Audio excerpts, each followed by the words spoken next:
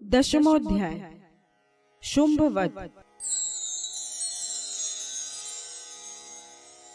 इस अध्याय का पाठ करते समय हमें इस प्रकार देवी का ध्यान करना चाहिए। मैं मस्तक पर अर्धचंद्र धारण करने वाली शिव शक्ति स्वरूपा भगवती कामेश्वरी का हृदय में चिंतन करता हूँ। वे तपाए हुए सुवर्ण के समान सुंदर हैं। सूर्य, चंद्रमा और अग्नि, ये ही तीन उनके नेत्र हैं तथा वे अपने मनोहर हाथों में धनुष, बाण, अंकुश, पाश और शूल धारण किए हुए हैं। ऋषि कहते हैं, राजन, अपने प्राणों के समान प्यारे भाई निशुंभ को मारा गया देख तथा सारी सेना का संहार होता जान शुंभ ने कुपित होकर कहा, दुष्ट दुर्गे, तू बल के अभिमान में आकर झूठ मूठ का घमंड न दिखा।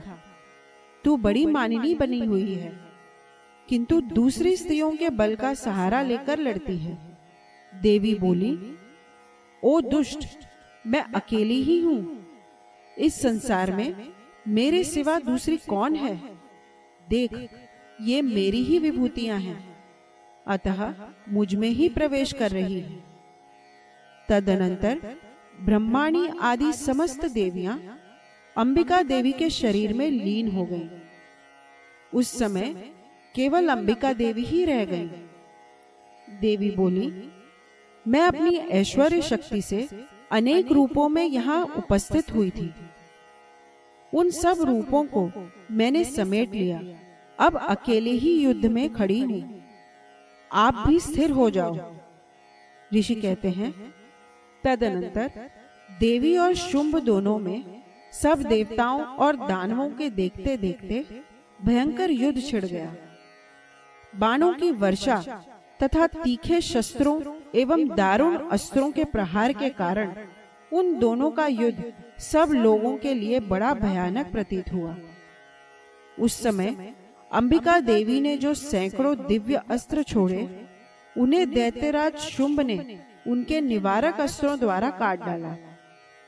इसी प्रकार शुंभ ने भी जो दिव्य अस्त्र चलाए, उन्हें परमेश्वरी ने भयंकर हुंकार शब्द के उच्चारण आदि द्वारा खिलवाड़ में ही नष्ट कर डाला। तब उस असुर ने सैकड़ों बाणों से देवी को आच्छादित कर दिया। यह देख क्रोध में भरी हुई उन देवी ने भी बाण मारकर उसका धनुष काट डाला। धनुष कट जाने पर फिर दैत्यराज ने शक्ति हाथ में ली, किंतु देवी ने चक्र से उसके हाथ की शक्ति को भी काट गिराया। तत्पश्चात दैत्यों के स्वामी शुंभ ने 100 चांद वाली चमकती हुई ढाल और तलवार हाथ में ले उस समय देवी पर धावा किया। उसके आते ही चंडिका ने अपने धनुष से छोड़े हुए तीखे बाणों द्वारा उसकी सूर्य किरणों के समान उज्जवल ढाल और तलवार को तुरंत काट दिया। फिर उस दैत्य के घोड़े और सारथी मारे गए। धनुष तो पहले ही कट चुका था। अब उसने अंबिका को मारने के लिए उद्यत हो भयंकर मुद्गर हाथ में लिया। उसे आते देख देवी ने अपने तीक्ष्ण बाणों से उसका मुद्गर भी काट डाला। इस पर भी वह असुर मुक्का तानकर बड़े वेग से देवी की ओर झपटा। उस दैत्यराज ने देवी की छाती में मुक्का मारा। तब उन देवी ने भी उसकी छाती में एक चांटा जड़ दिया।